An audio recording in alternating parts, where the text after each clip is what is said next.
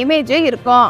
SK உடைய அம்மா கோவில் திருவிழாவுக்காக வாங்கின காசை ரிட்டர்ன் பண்ண சொல்லி கேட்பாங்க. அபார்ட்மெண்ட்ல தான் கோயிலே இல்லையே அப்படின்னு சொல்லி இந்த டயலாக் கனெக்ட் பண்ற விதமா அங்க பழைய வீட்டு பக்கத்துல ஒரு கோயில் இருக்கிறதையும் காட்டியிருப்பாங்க.